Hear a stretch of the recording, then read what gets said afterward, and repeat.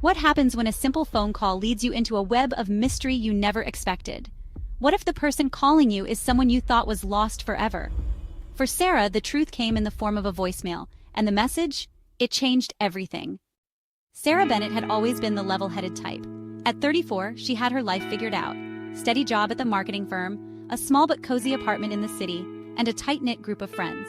But despite her stable life, there was one thing she could never shake: the loss of her older brother, Adam. It had been 3 years since Adam disappeared. One cold winter's evening, he simply vanished without a trace. His phone was left on the kitchen counter. His wallet and keys still hung by the door. The police had done their best, but there were no clues, no suspects, nothing that pointed to where he had gone, or why he had left.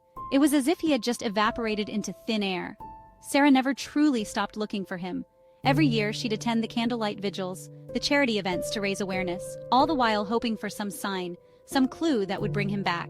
She kept his picture on the mantle, his memory never far from her thought.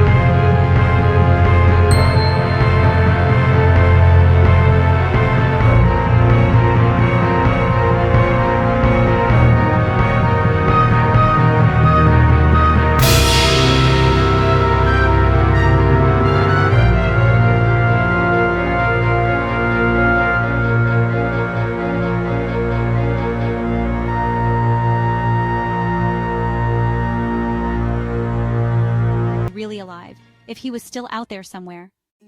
That's when she started going through his old things again.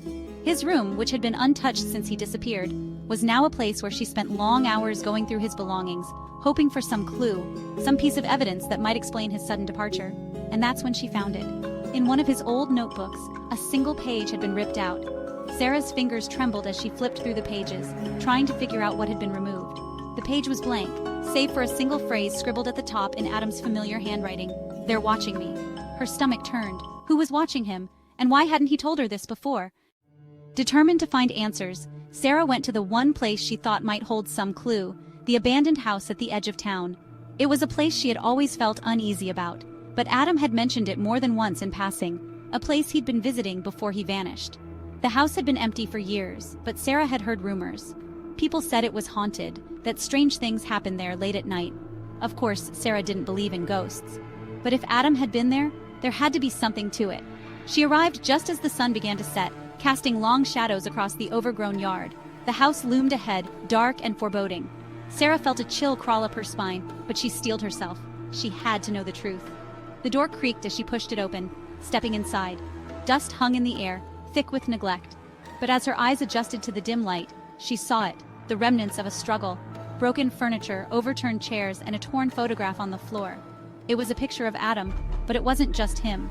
In the photo, a shadowy figure stood beside him, its features blurred, its presence ominous. Sarah's blood ran cold.